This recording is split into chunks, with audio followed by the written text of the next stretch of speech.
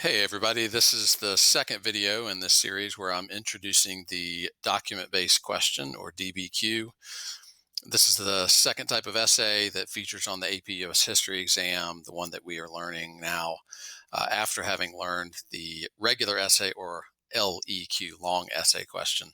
And as you can see from the title slide here, today's focus is going to be on working through the documents. The previous video was on the structure of the DBQ, how it's set up, and a focus on the rubric that's used to grade the essays. Today, we're going to focus on one particular part of getting to a response to the document-based question and the prompt, and that's what you do with the set of documents that is going to be coming along with the prompt that you're used to. So let's jump in.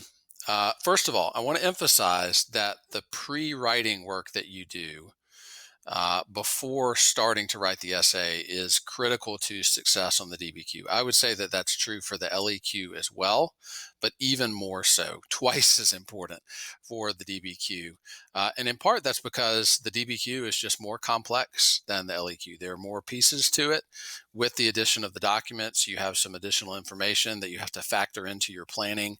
And it can, it's more to keep up with in terms of your planning. It's not necessarily more difficult, but because it's more complex, this pre-writing period is really important. And so I think it's important that you develop a sort of standard procedure that you go through every time you see one of these things.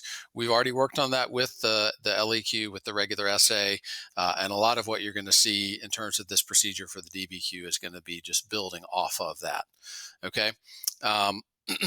Now, this video is going to focus on working with the documents, but I do want to start with a quick consideration of the first steps that you would go through with any essay. True for the DBQ, true for the LEQ or regular essay as well. So, as you might expect, step number one in attacking a DBQ is to plan for your thesis statement and contextualization, same as you would, again, for the LEQ. So we've got a sample prompt here, and the first thing that you do, of course, is to focus carefully on the prompt. Take your time, focus on the words, focus on the concepts. You should be able to break down the question into the three component parts: the words that indicate a historical topic, the words that indicate a time period, and the words that are your command terms that tell you what to do. All right. And I think you can see those in this prompt. Evaluate the extent of continuity and change in the lives of African Americans in the South during the period of 1865 to 1905. This is the question taken from that sample DBQ that I've handed out in class.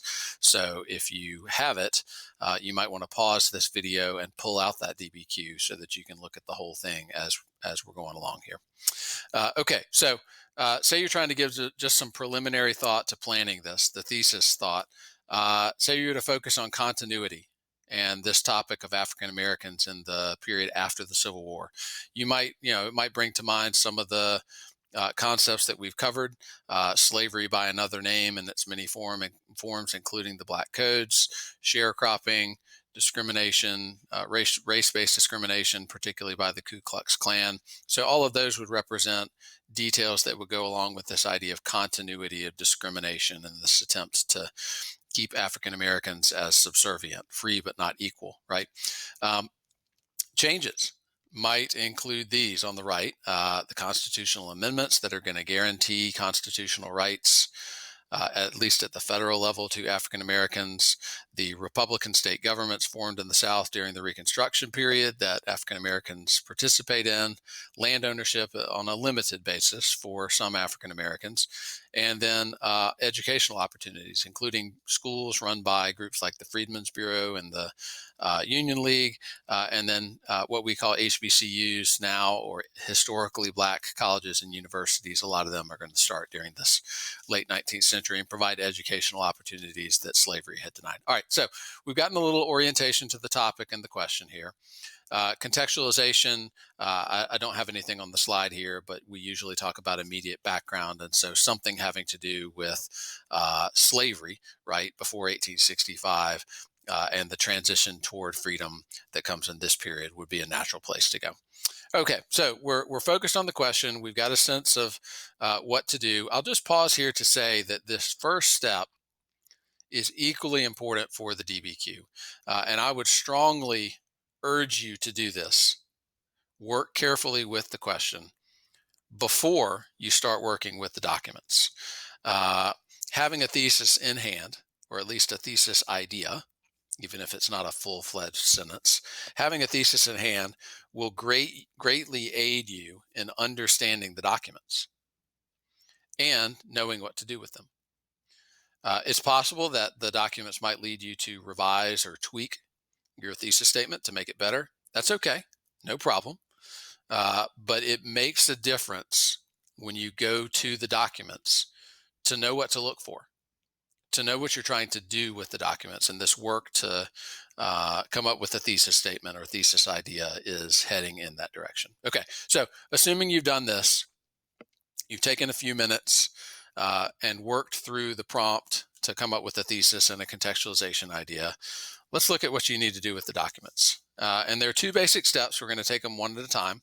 For each document, each of the 7 documents, you're looking first to summarize the content or the message of the document, and then relate it to the essay topic or your argument in response to the topic.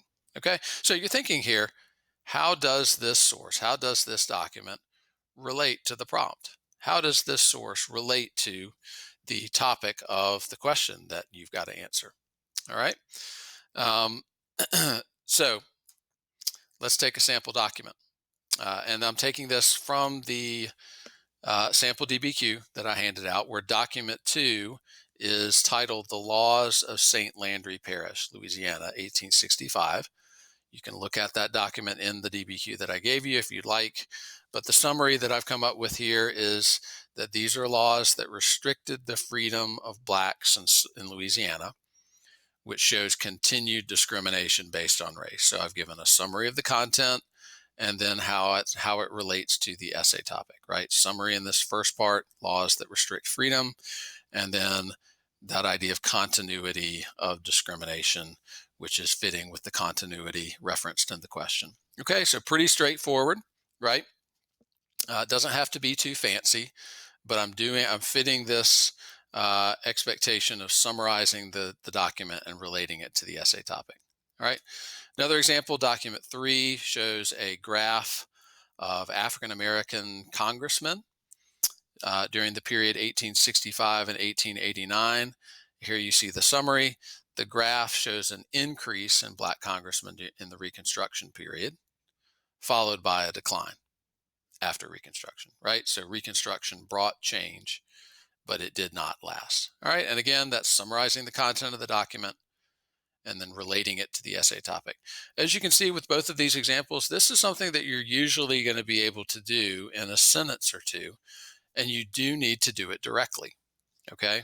You're trying to come up with a sentence or maybe even just a phrase in this planning stage that you can briefly note, here's what this document is about, and here's how it relates to or connects with or fits with the topic of the broader essay. Okay, so that's step 1, summarizing the content or the message of the document, relating it to the topic. Step number 2, down here at the bottom, is to do what we call sourcing the doc. And here we're going to use that acronym that you've seen before, HIPP, H for historical context, I for intended audience. Sometimes you see that as HAPP and just audience. Same thing. So HIP for purpose and P for point of view. Historical context, intended audience, purpose, point of view for the document. And in walking your way through that, you're asking yourself, what is the HIP for this document? And that's going to, working your way to that answer, a response to that is going to give you what we can call source info.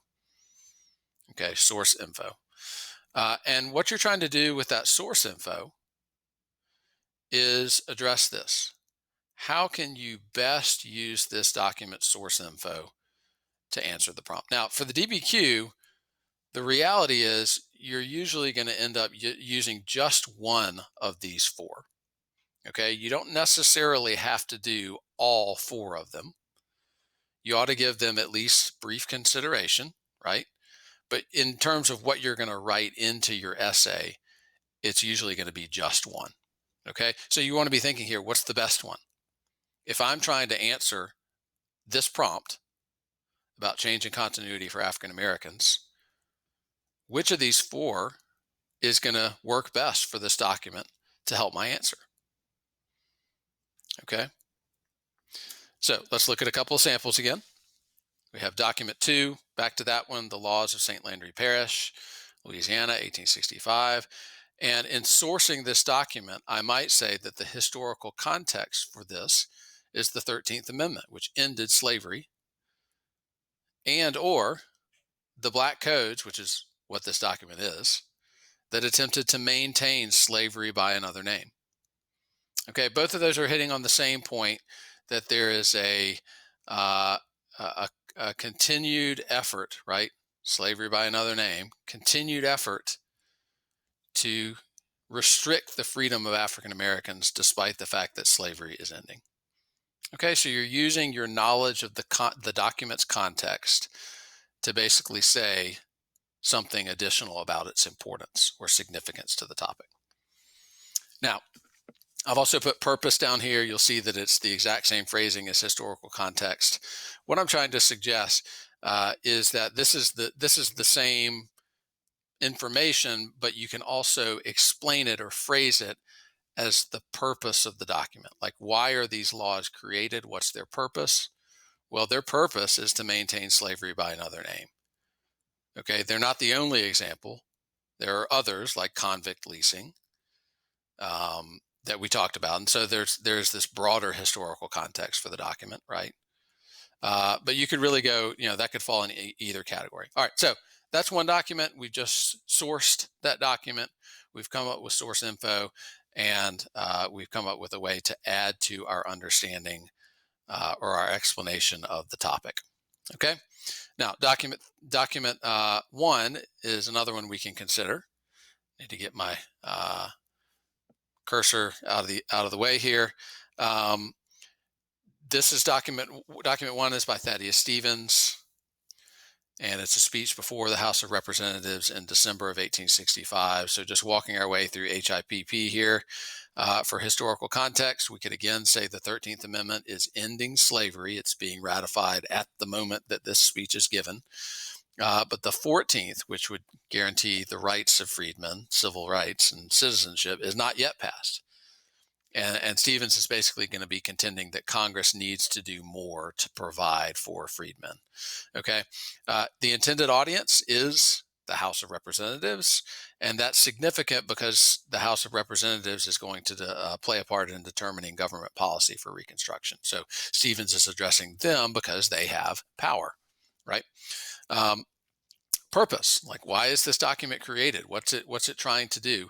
Well, he's trying to convince Congress that freedmen need more help from the government, right? It's a call for change. Okay, so that would fit into our categories for the question. And this is clearly a change document, right? You would want to get to that point with whichever one of these 4 aspects you chose. And then down at the bottom, point of view, POV is what that says, since it's obscured a little bit. There we go. Should be able to see it in just a second. POV, or point of view. Stevens is a radical Republican. This is from the point of view of a radical Republican, and they generally support change to protect the rights and provide opportunity for freedmen. Okay, so again, you would decide which one of those 4 fits best or helps best as you're trying to explain this document's significance to the topic. Okay, so how can you best use this document source info to answer the prompt? Now, we're going to follow up in a later video with how to actually construct the essay. Like, how do you pull this together? Right now, you're just sort of walking through the documents. How do you actually pull it together into a paragraph and an essay? So more on that to come later. Right now, we're just sticking with the sourcing of these documents in a way that fits with what the rubric asks you to do in the essay. Okay, so these are your 2 tasks, if you will, for each document, what you're trying to do with the documents. Most of the time, you're going to just briefly note this, right? So I've given you kind of sentences along the way. You can do that, but you're also trying to move through these efficiently. And so it may be more effective to just put a phrase rather than a full sentence, okay? And save the full sentence for the essay. But again, you're trying to summarize each document's content and message and relate it to the essay topic. Why is this document here and what does it say?